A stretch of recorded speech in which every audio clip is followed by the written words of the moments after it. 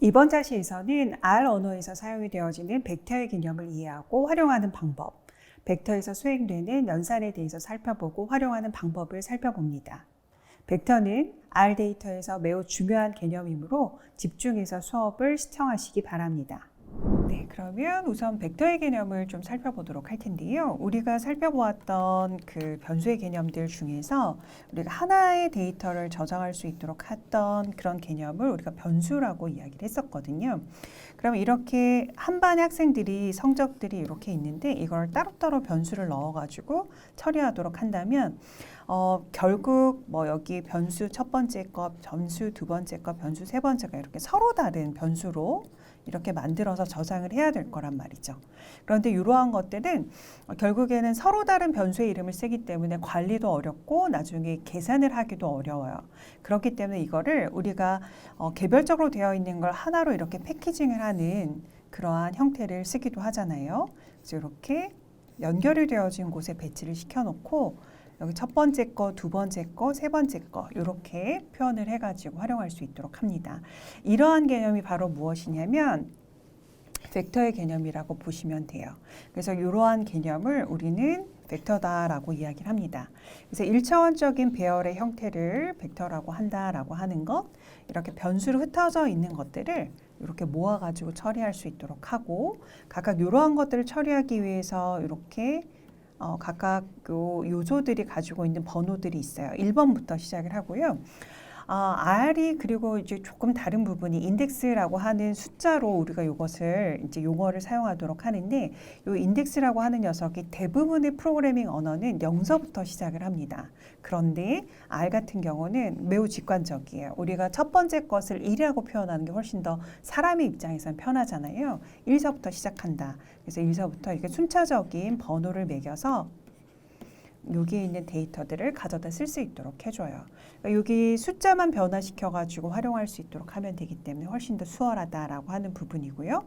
그 다음에 엑셀에서 다루는 데이터들 중에 이러한 1차원적인 세로로 구성이 되어 있지만 얘네들은 1차원적인 데이터라고 볼 수 있겠죠. 뭐 100, 그다음에 85, 99라고 되어져 있는 이것을 표 형태로 엮기 위해서 이렇게 세로로 구성해 놓은 거가 되겠죠.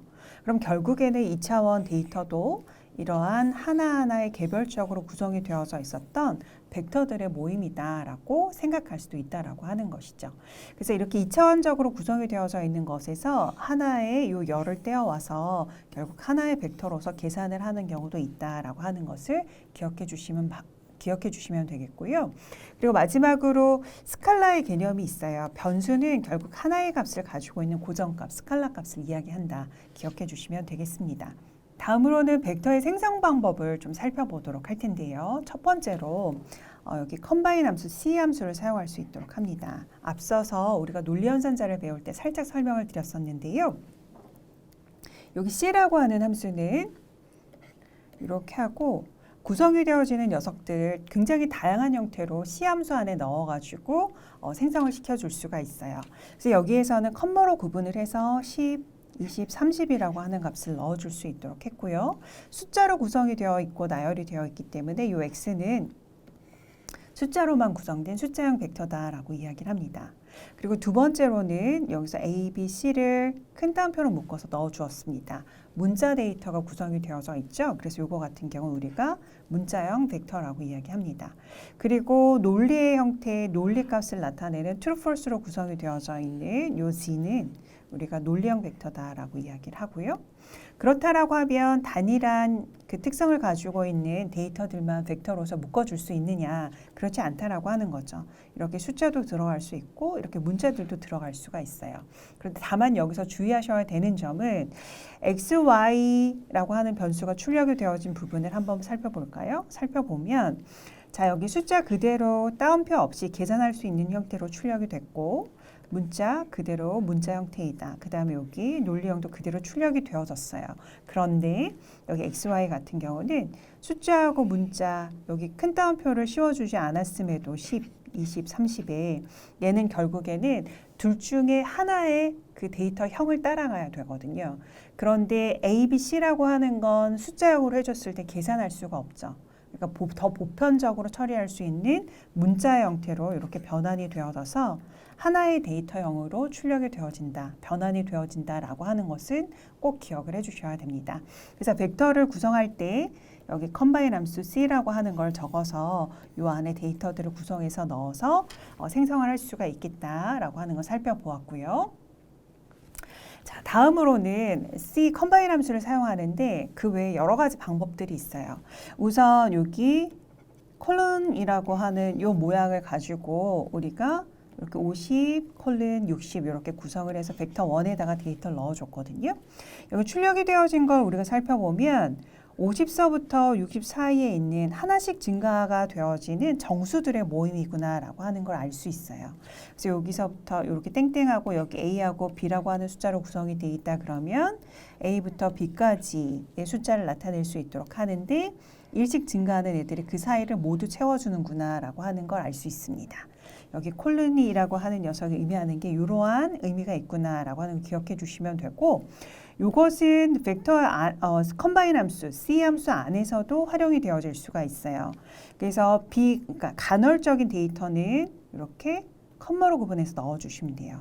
1번, 2번, 5번 이렇게 넣어주고 30서부터 40까지 데이터를 채워주고 싶다라고 하는 경우는 여기 콜론을 컴바인 함수 안에다 쓸 수도 있다. 그래서 1, 2, 5 이렇게 출력이 되어졌고 30서부터 40까지 일씩 증가하는 데이터로 채워짐을 알 수 있었습니다. 그 다음으로 이제 새롭게 등장하는 함수가 있습니다. 뭐가 있냐면 여기 시퀀셜 함수예요. 여기 CQ라고 하는 이 함수는 뭐냐면 30과 여기 50이 들어가져 있고 마지막에 5가 들어가져 있어요. 자, 우리 요거 설명 듣기 전에 어떤 식으로 요것이 구성이 되어져 있는지 한번 살펴보면 30, 35, 40, 45, 50 이렇게 구성이 되어 있는 거 알 수 있거든요. 자, 요거는 30은 시작값입니다. 스타트 값이 되겠고요. 50은 끝값이에요. 엔드 값이 됩니다. 그 다음에 여기는 스텝 값이 돼요. 얼마만큼을 간격으로 해서 건너뛸까라고 하는 것을 세 번째로 넣어주는 거예요. 그래서 30부터 시작을 해서 50 증가를 시켜줄 수 있도록 하고 마무리가 되어지는 시점은 50까지인 거죠.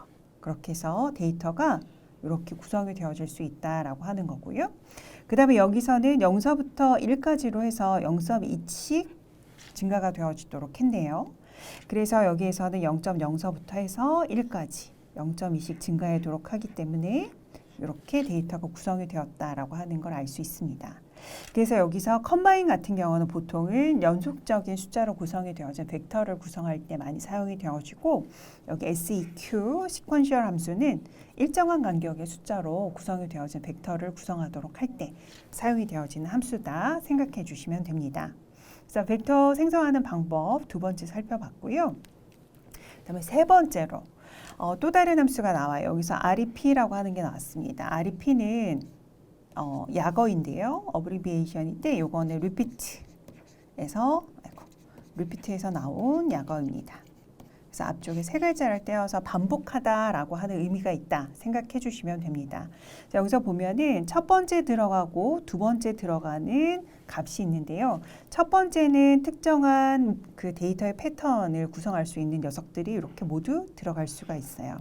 여기서는 1이라고 하는 거, 여기 1, 3이면 1, 2, 3이라고 하는 게 될 거고, 그 다음에 여기서 컴바인 함수를 써서 1, 5, 9를 이제 명시해 줬기 때문에 1과 5와 9가 되겠죠. 이렇게 되어져 있는 이 데이터를 타임즈에다가 반복할 수 있는 횟수를 넣어줄 수 있도록 하는 거예요. 그래서 타임즈에 5를 하면 1을 5번 반복하겠다. 그 다음에 1, 2, 3이라고 하는 데이터가 처음에 들어가져 있는데 그걸 3번 반복하겠다. 그 다음에 1, 5, 9를 2번 반복하겠다라고 하는 의미를 갖고 있습니다. 따라서 여기서 벡터 5를 출력해보면 1, 5번. 그 다음에 벡터 6를 출력해보면 1, 2, 3이라고 하는 패턴을 이렇게 3번 반복. 그 다음에 벡터 7 같은 경우는 1, 5, 9를 2번 반복할 수 있도록 했습니다. 그렇죠? 그래서 벡터를 생성할 때는 굉장히 여러 가지 방법을 사용을 할 수 있다라고 하는 부분이고, 그 다음에 여기서는 C라고 하는 함수, 그 다음에 두 번째로 배웠던 SEQ라고 하는 함수, 그 다음에 마지막으로 RP라고 하는 함수를 기억하고 계시면 돼요. 근데 C는 좀 자유롭게 넣을 수가 있었고, SEQ는 3개가 이렇게 구분이 되어져서 들어갔었고, 시작값, 끝값, 그 다음에 중간에 이렇게 간격값을 넣어줬었고요. 요거는 특정한 데이터가 들어가게 됐고, 그렇게 하고 난 다음에 여기서 반복 횟수 타임즈에다가 숫자를 넣어가지고 표현할 수 있도록 한다라고 하는 것까지 설명을 드렸습니다. 그래서 벡터를 손쉽게 생성할 수 있는 방법들에 대해서 우리가 살펴보았습니다. 다음으로 넘어가 볼게요. 네, 다음은 우리가 이렇게 벡터를 만들어줬어요. 그럼 그 벡터에 들어가져 있는 데이터들을 어떻게 잘 활용하게 할 수 있을 것인가? 우리가 인덱스라고 하는 개념을 쓴다라고 말씀을 드렸었죠. 그래서 벡터의 이름을 적어주시고 그 다음에 대괄호 안에다가 인덱스 숫자를 넣어주시면 돼요. 인덱스는 R에서는 1에서부터 시작하는 정수값이다. 그 다음에 차례차례 1번에서 2번, 2번에서 3번 차례차례 할당이 되어져서 인덱스 넘버링이 되어진다라고 생각하시면 돼요. 그래서 여기서는 D라고 하는 벡터를 만들어줬는데 1, 5, 3, 7, 8이라고 하는 데이터를 넣어줬어요. 결국 이런 방식으로 벡터가 구성이 되어져 있을 거고요. 벡터의 이름을 써야 하기 때문에 벡터의 이름을 넣어주시고, 예를 들어서 나는 3이라고 하는 데이터를 가져다 쓸 거야 라고 한다면 이렇게 대괄호 안에 3을 넣어서 여러분들께서 데이터를 가져다가 활용할 수 있도록 하면 되는 거겠죠. 여기에서 각각 데이터를 생성하고 인덱스 넘버를 이용을 해서 이렇게 결과값이 이렇게 잘 나와진 것을 우리가 알 수 있었거든요. 그런데 여기에서 여기 부분을 주의 깊게 좀 봐주셔야 돼요. 그래서 D5라고 하는 거에 의해서 마지막 요소값 8이라고 하는 녀석이 가져와졌어요. 그죠? 그런데 여기 벡터의 범위를 넘어가는 1서부터 5번까지의 범위로 구성이 되어 있는 벡터인데 그 이상을 넘어가는 인덱스를 쓴 거예요. 그러한 경우에는 적합하지 않은 영역이다라고 하는 것을 보여줄 수 있도록 하는 특수한 기호, 의미를 가지고 있는 기호입니다. 그래서 not acceptable이라고 우리가 보통 이야기를 하는데요. 뒤에 6에는 데이터 없어 라고 하는 것을 알려주는 그러한 기호이다라고 생각을 해주시면 됩니다. 그래서 여기서 주의하셔야 되는 점은 우리는 보통 시작하는 위치하고 끝 위치를 벡터 같은 경우는 알 수가 있거든요. 그래서 그 범위 내에서만 활용할 수 있도록 해야 되겠다. 라고 하는 것을 잘 기억해 주세요. 자, 그 다음에 벡터에서 조금 전에 우리가 단일한 숫자를 썼을 때는 하나의 데이터씩을 가져올 수 있도록 했던 거란 말이죠. 그런데 벡터가 굉장히 긴 경우에 그리고 특정한 규칙을 갖고 있는 경우에는 우리가 연속이 되어진 부분을 지정을 해서 가져오게 할 수도 있어요. 그래서 여러 원소값을 가져올 수 있도록 할 때 그리고 특정한 부분을 잘라내는 행위를 우리가 보통 슬라이싱 한다라고 하는 표현을 쓰기도 합니다. 여기에서도 콜론 연산자를 사용을 할 수가 있어요. 그래서 특정하게 이렇게 연결이 되어진 부분을 이 콜론을 이용을 해서 가져오게 할 수 있고요.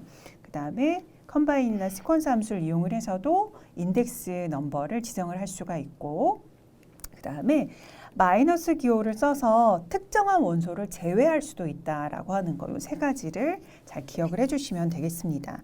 여기 활용예에서 한번 좀 살펴보면, 자, 우리가 아까 전에 만들어 주었던 벡터하고 똑같은 데이터예요. 1, 5, 3, 7, 8이라고 하는 데이터를 갖고 있는 D를 만들어 줬는데 그 중에서 첫 번째, 그 다음에 세 번째, 다섯 번째 값을 출력하고 싶다 그러면 인덱스 안에도 이 컴바인 함수를 쓸 수 있다라고 하는 것이죠. 그러면 여기서 135가 여기 안에 들어가 있기 때문에 대괄호 안에 135가 되는 거죠. 결국. 그래서 135가 되기 때문에 결국 1, 3, 8이라고 하는 값이 이렇게 출력이 됩니다. 그리고 D 안에 1, 여기 콜론 3을 했어요.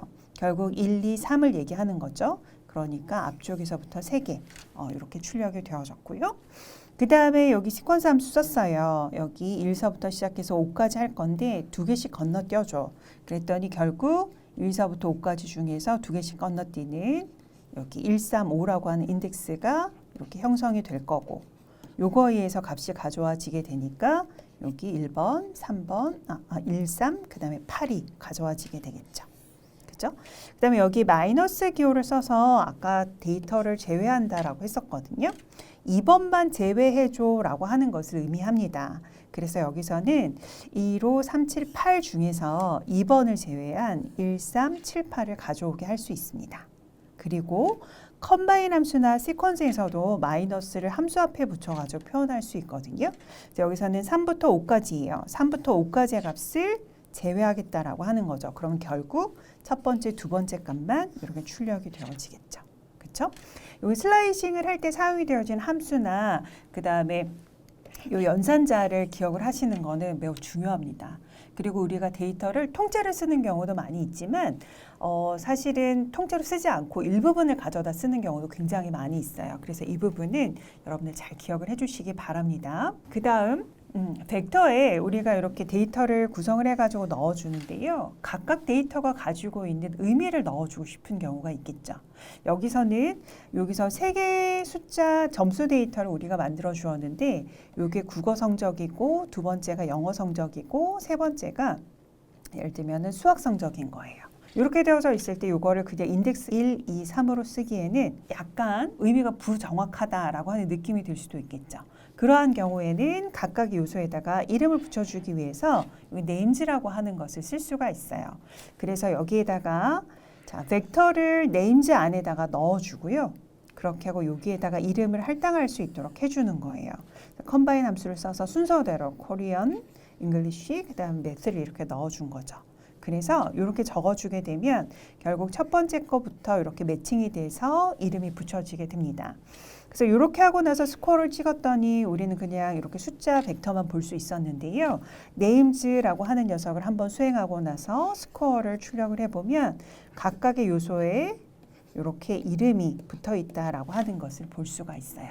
이렇게 이름을 붙이는 이유는 무엇이겠냐라고 하는 거면 인덱스를 쓸 거면 굳이 이것을 할 필요가 없어요.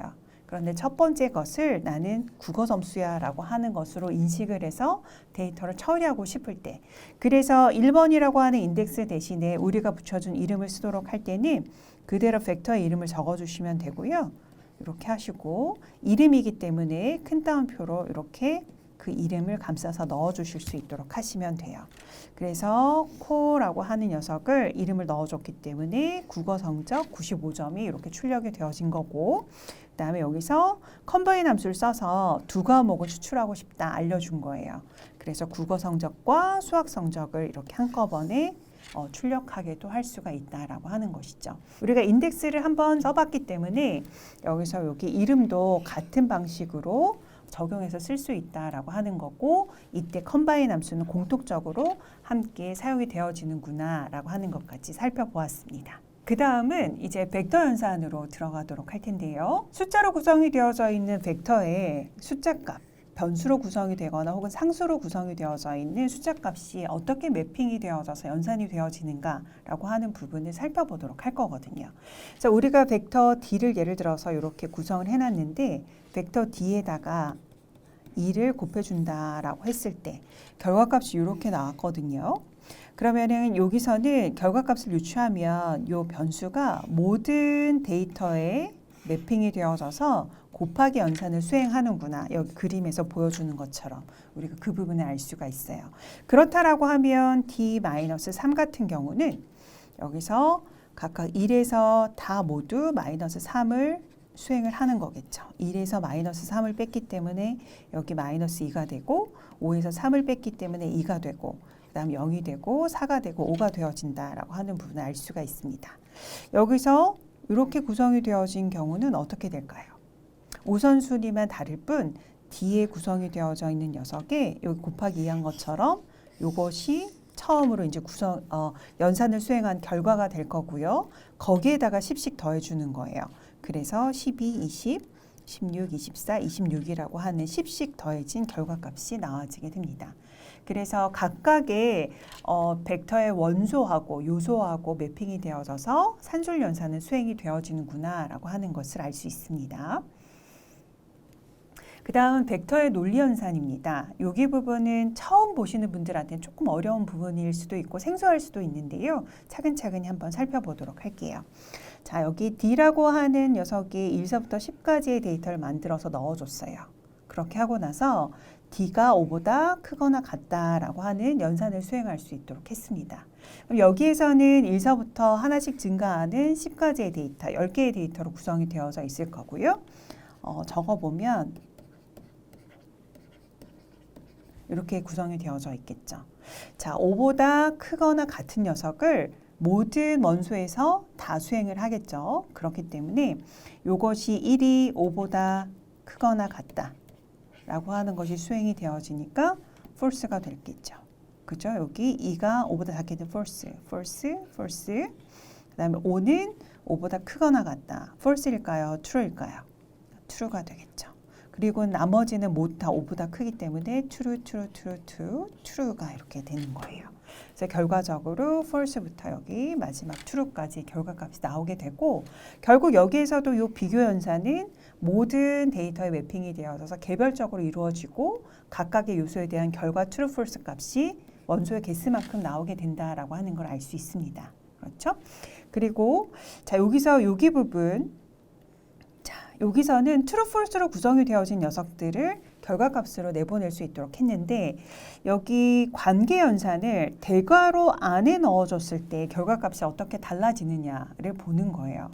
여기에서는 여기 5보다 크다라고 하는 것을 여기에서 비교를 하기 때문에 자 5보다 크다면 결국은 여기서부터 여기까지가 true가 될 거란 말이죠. true가 될 거고 여기는 false가 될 거란 말이에요.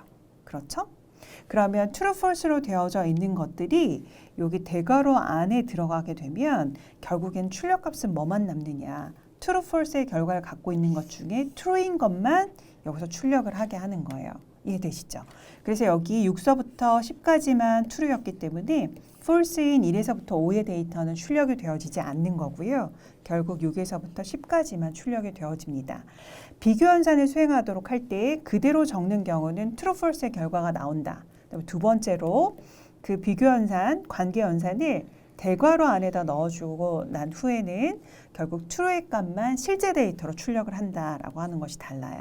처음에는 조금 헷갈릴 수 있는데 익숙해지시면 금방 또 잘 알게 됩니다. 자, 그 다음에 여기서 sum에다가 D는 5보다 크다라고 하는 걸 넣어줬어요. 그럼 D가 5보다 크다라고 하는 건 뭐냐면 1서부터 5까지 false의 값 5개였었고 여기 살펴보았던 것처럼 6서부터 10까지가 true의 값 5개를 가지고 있거든요. 자, 우리가 컴퓨터에서 true, false를 따지도록 할 때는 true는 일반적으로 대표적인 숫자값 1을 써요.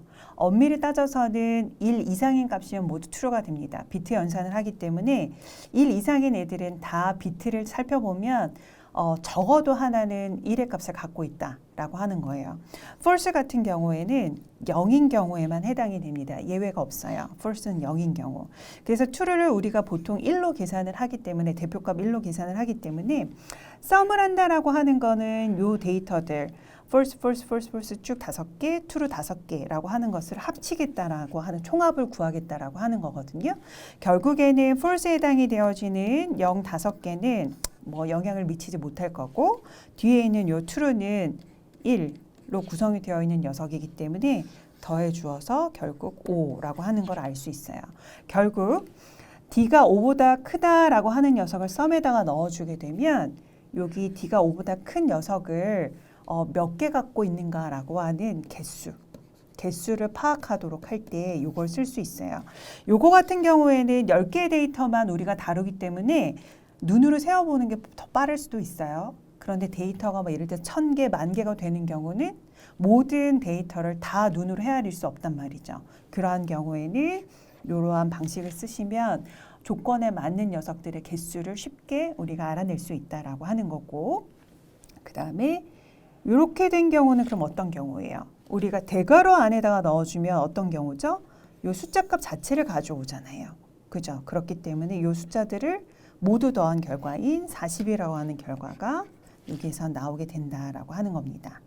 그리고 여기서 우리가 대괄호 안에 이러한 연산식을 복잡하게 만들어서 넣어줄 수 있는데 그것은 우리가 이렇게 변수에다 한번 넣고 그 변수 자체를 넣어가지고 처리하는 경우도 있어요. 요거는 결국 요 두 줄은 요거하고 같은 의미입니다. D가 4보다 크고 그다음에 D가 8보다 작은 녀석을 의미하는 거거든요. 그래서 이거를 이렇게 썼다라고 생각을 해주시면 되고, 이렇게 썼을 때 5, 6, 7이라고 하는 결과값이 나오거든요. 결국 이것이 의미하는 건 뭐냐면 우리가 1서부터 10까지의 데이터를 가지고 있어요. 이렇게 되어져 있을 때 수직선상에 여기서부터 여기까지의 데이터. 자, 4보다 큰 경우 여기 4의 위치에서 수직선에서 이렇게 표현할 수 있겠죠. 그쵸? 그 다음에 8보다 작다라고 하는 건 이렇게 표현할 수 있을 거예요. 근데 여기서 이 AND라고 하는 거는 모두 다 만족하는 경우에 해당이 되는 거죠. 그래서 교집합의 의미를 갖게 돼요. 그래서 4보다 크고 8보다 작은 녀석들을 가져오게 해요. 그런데 여기서 이퀄이 들어가져 있기 때문에 4하고 8은 제외가 되겠죠. 그래서 이 사이에 있는 5, 6, 7이라고 하는 값만 결국 이렇게 출력이 되어지게 되는 겁니다. 그쵸? 그래서 특정한 숫자의 범위를 교집합처럼 나타내고자 할 때는 여기서 이 AND 표시를 써가지고 표시를 해주시면 된다라고 하는 거예요. 자, 여기서 5월을 쓰는 경우에는 어떻게 될까요? 5월을 쓰는 경우에는 모든 범위를 이렇게 만족하기 때문에 모든 숫자가 돼요. 그래서 별로 사실은 5월을 쓸 일은 별로 없다. 이렇게 생각해 주시면 되겠습니다. 자, 그 다음은 벡터에 적용할 수 있는 함수들인데요. 그래서 이 단어들이 가지고 있는 의미들이 있어서 대략적으로 그렇게 그 단어가 가지고 있는 성격을 그대로 적용해 주시면 돼요. 여기에다가 우리가 벡터를 넣어주면 돼요. 우리가 D 만들어 줬었잖아요. D를 넣어주면 D에 있는 모든 요소의 합을 구한다. 그 다음에 D에 있는 모든 요소들에 대한 통계학적 평균을 구한다. 메디언은 중간값을 얘기해요. 중간값 혹은 중간값을 얘기한다. 그래서 1, 2, 3이라고 하면 중앙에 있는 값이 2가 되겠죠. 1, 2, 3, 4의 벡터의 구성 요소가 있다라고 하면 홀수면 찾기가 쉬운데 짝수는 찾기가 어렵네요. 그죠? 여기에서는 여기 두 개 있는 값에 대한 평균값을 가지고 우리가 중간값을 매겨요. 그래서 중간값은 홀수일 때와 짝수일 때 조금 다르지만 중간값을 가져오도록 하는 거다. 맥스미는 최대값과 최소값을 찾아주는 거고요. 쉬운 거 먼저 갈게요. 소트는 정렬해 줄 수 있도록 해주는 것이다. 기억해 주시면 되고, 레인지는 범위라고 하는 그 의미를 가지고 있죠. 그래서 우리가 아까 전에 1땡땡 10으로 했을 때 1서부터 10까지 일씩 증가하는 데이터로 구성이 되는 벡터가 구성됐었는데 1이 그 다음에 여기 10이 각각 최소값과 최대값이 되는 거예요. 그래서 범위는 1서부터 10이다라고 우리가 이야기할 수 있겠죠. 그렇죠? 그리고 랭스는 벡터가 가지고 있는 크기예요. 그래서 요 길이 혹은 크기라고 우리가 이야기하는데 요거는 결국 벡터가 가지고 있는 요소들의 개수이다. 그걸 우리가 길이라고 하는 표현을 써서 표현하기도 합니다. 그 다음에 여기서 베리언스 분산. 여기 우리가 데이터 숫자들이 모여 있으면 그 숫자들에 대한 평균도 구하고 중앙값도 갖고 오고 그다음에 통계적인 기술적인 디스크립트한 그러한 기술 통계값을 가져오도록 할 때 기본으로 가져오는 게 보통 분산하고 표준 편차까지는 우리가 구해서 데이터의 특성을 살펴볼 수 있도록 하거든요. 자, 분산을 가져오도록 할 때는 VAR 함수를 쓰면 되고 표준 편차, 스탠다드 데비에이션을 가져오도록 할 때는 SD 함수를 쓰면 된다. 기억을 해주시면 됩니다. 다음은 벡터를 적용했을 때 결과값들을 살펴본 거예요. 그래서 sum, 여기서 이 데이터들에 대한 합산이 되어진 값, 그 다음에 10을 곱해주고 난 후에 합산값을 이렇게 살펴보았고, 여기서 2땡땡 4, 2:4 같은 경우는 2서부터 4까지 이 데이터에 대해서 합산한 값을 이렇게 가져올 수 있도록 했습니다. 그 다음에 여기서 랭스는 아까 뭐였었죠? D가 가지고 있는 요소의 개수, 길이 값이었었어요. 그래서 5개가 나오게 됐고, 여기서는 데이터들에 대한 평균값, 민값을 구해온 거예요. 그래서 4.8이다. 이제 여기서는 기하학적인 평균과 사실은 통계학적인 평균을 서로 구분해가지고 우리가 수학적으로는 표현을 하는데요. 여기서 그냥 평균을 설명드리고 넘어가고 추후에 다시 한번 설명드리도록 하겠습니다. 그 다음에 여기서 average 1, average 2 여기서 민으로 그냥 정말로 편하게 평균값 구할 수 있는데 여기서 우리가 배웠던 것을 좀 적용해 보기 위해서 자, 모든 요소들의 합을 구하고 요소의 개수를 가지고 이렇게 평균을 구했어요. 그래서 average 1에다가 넣어줬고 요 CAT라고 하는 건 여러 개의 변수를 한 번에 출력하도록 할 때 사용하는 함수입니다. 4.8이 이렇게 출력이 됐습니다. 그 다음에 average 2가 있는데요. 여기 5는 결국 우리가 여기 5개 요소가 있구나 세어준 거잖아요. 그런데 여기 10,000개짜리 혹은 뭐 9,980개짜리 그때 다 셀 수가 없죠. 그렇기 때문에 그런 경우 length를 써요. 그래서 length를 써서 여기서 구해진 개수의 값으로 더해진 값을 나누어서 이렇게 평균의 값을 구할 수 있도록 합니다. 여기서 처음 등장했는데요. CAT 함수는 여기에 있는 값들을 엮어서 한 번에 출력하는 것이다. 그 다음으로 여기 우리가 숫자 데이터에 대해서는 대표값, 그러니까 중앙에 수렴하는 대표값을 살펴보는 경우가 많아요. 그래서 평균, 그 다음에 수치 데이터를 볼 때 중앙값, 그 다음에 여기 표준 편차, 그리고 분산값을 구할 수 있도록 한다. 내부적으로 이것을 결과값을 나타낼 수 있도록 하는 알고리즘은 다 구성이 되어 있어서 우린 여기에다 그냥 벡터만 넣어주면 해당되어지는 값을 알 수 있고요. 이 데이터들을 비교해 가면서 이 데이터가 많이 분산되어 있구나, 편차가 크구나 이러한 것들을 파악할 수 있습니다. 그 다음은 소트인데요. 소트는 아까 정렬을 한다라고 하는 의미를 말씀을 드렸었죠. 그래서 여기에서는 그냥 벡터를 넣게 되면 이렇게 작은 거에서 큰 순으로 정렬을 해줘요. 그 다음에 여기 두 번째 살펴보면 decreasing이라고 하는 또 다른 그 파라미터를 써서 그 안에 인수로 true를 넣어줄 수 있도록 했거든요. true를 넣어주면 얘를 거꾸로 다시 말하면 내림차순으로 정렬해 줄 수 있도록 합니다. 그 다음에 여기서 decreasing 감소한다라고 하는 거에 여기 false를 넣어주면 이렇게 오름차순으로 정렬이 되어지거든요. 결국 우리가 오름차순으로 숫자를 정렬하는 경우가 보편적이기 때문에 요거는 생략을 해도 될 수 있도록 디폴트로 세팅을 해두었어요. 그래서 이렇게 같은 문장인데 굳이 쓰지 않아도 되는 디폴트 설정값이 있다면 간단하게 쓰는 게 프로그램 할 때는 좋은 거고요. 내림차순할 때만 decreasing의 true를 설정할 수 있도록 하겠다라고 생각해 주시면 됩니다. 그리고 max민은 뭐 다 아실 것 같고, 그다음에 range는 미니멈 값과 그다음에 맥시멈 값을 한꺼번에 알려주는 것이다. 데이터는 1서부터 8 사이의 데이터로 구성이 되어 있구나라고 하는 걸 range를 통해서 알 수 있습니다. 이번 자시에서는 아래서 사용되는 벡터와 벡터 연산에 대해서 살펴보았습니다. 각 개념과 중요한 특징들을 기억해 주시고 다양하게 적용할 수 있도록 노력해 주시기 바랍니다. 매우 수고하셨고 다음 주차에 뵙겠습니다.